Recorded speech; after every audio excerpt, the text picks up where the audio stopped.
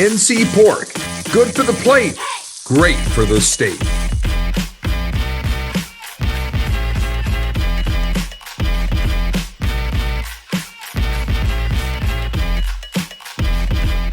Our next guest played 4 seasons for the Arizona Wildcats back in the day, All-American in 1995, also a lottery pick in the NBA. Played 13 seasons at that level. Now we get to introduce him as the third-year head coach of the Georgia Tech Yellow Jackets, Damon Stoudamire. Coach, welcome to the North Carolina Sports Network. How are you?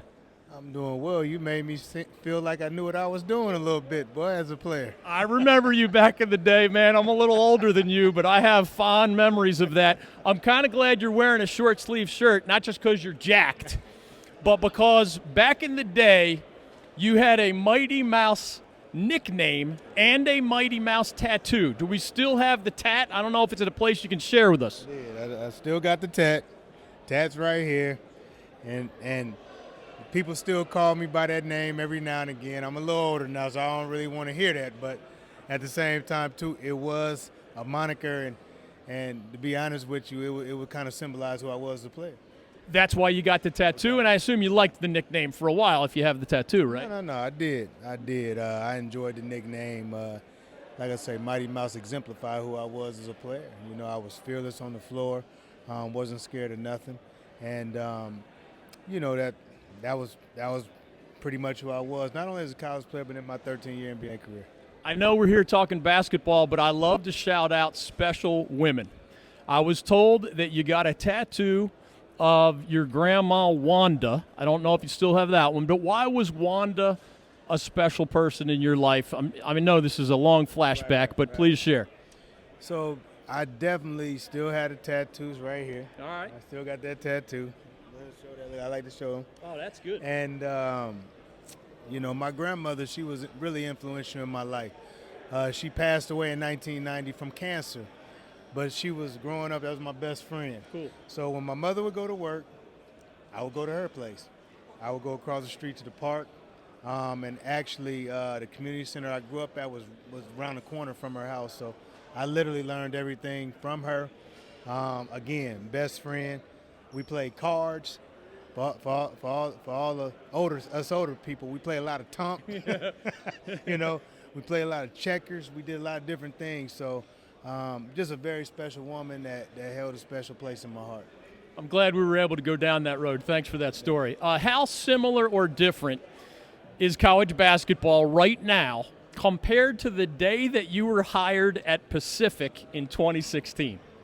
It's a totally different game. Yeah. You know, it's you know, where we're at right now, we're not too far off the pros. I tell people that all the time. You know, but I would say this, and I think that we've come a long ways, but now it's time to start putting not only guardrails, but we got to start educating the young men, young women on the pitfalls of things. You know, you got money. With money comes different things, you know. You're paying taxes now.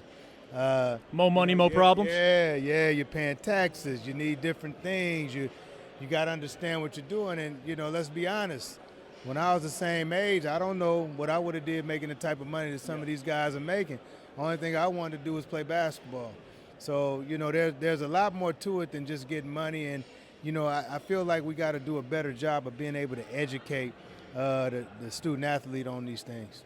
Given that you played for so long in the league, do you make that a central part of your recruiting pitch at Georgia Tech to the next generation of players, or do you have to talk about sort of that broader picture? I try to talk about the broader picture.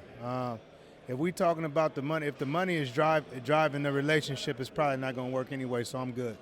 You know, I'm going to look the other way. You know, let's make sure everything else works, and then we always going to talk about the money because it's a part of it.